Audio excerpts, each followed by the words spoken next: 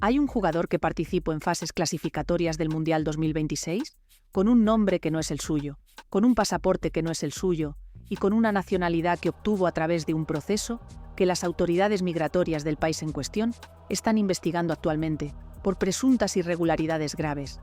La historia de cómo ese jugador construye una identidad falsa, cómo la mantuvo durante años sin que nadie en su federación ni en la FIFA levantara la mano y cómo esa identidad casi nunca fue descubierta, es una de las historias más perturbadoras del fútbol reciente.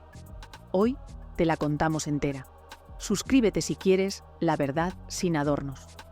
La elegibilidad de los jugadores para representar a una selección nacional es uno de los aspectos del reglamento de la FIFA que genera más controversia, más conflictos diplomáticos y más casos de fraude documentado que cualquier otra norma del fútbol internacional. Las reglas de elegibilidad actuales permiten a un jugador representar a una selección nacional si nació en ese país, si tiene al menos un abuelo nacido en ese país o si lleva un mínimo de 5 años viviendo de forma continuada en ese país con residencia legal. Ese marco normativo relativamente amplio, combinado con el enorme atractivo económico y mediático que tiene jugar un mundial, crea incentivos poderosos para que jugadores, agentes y federaciones encuentren formas creativas de cumplir la letra de las normas sin cumplir necesariamente su espíritu. Pero el caso que nos ocupa hoy va mucho más allá de la creatividad interpretativa de los reglamentos. Es un caso de fraude documentario en el sentido más literal y más clásico del término.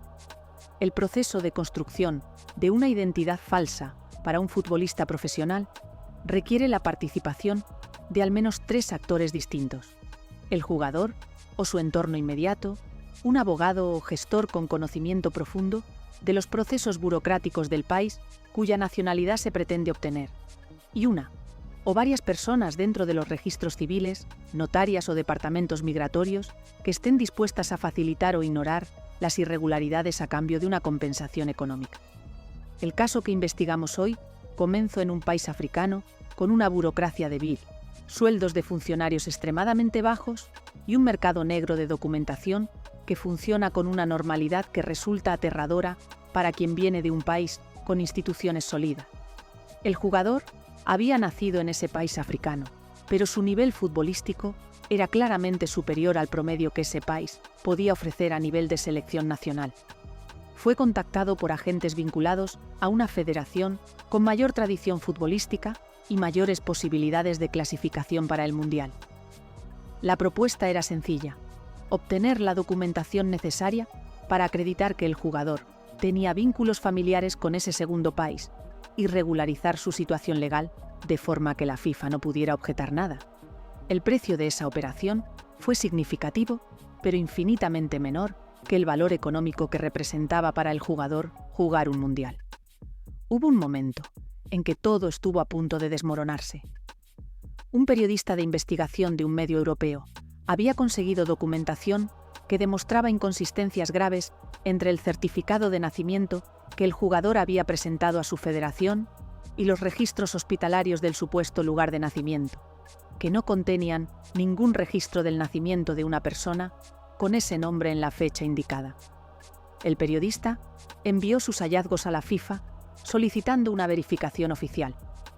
Lo que ocurrió a continuación es ilustrativo del funcionamiento real de las instituciones del fútbol frente a este tipo de denuncias. La FIFA abrió un expediente. El expediente fue asignado a un departamento cuya capacidad de investigación es limitada y cuyos plazos de respuesta se miden en meses. La federación del jugador fue notificada y presentó una documentación adicional que la FIFA aceptó sin practicar ninguna verificación independiente en los registros originales del país de nacimiento.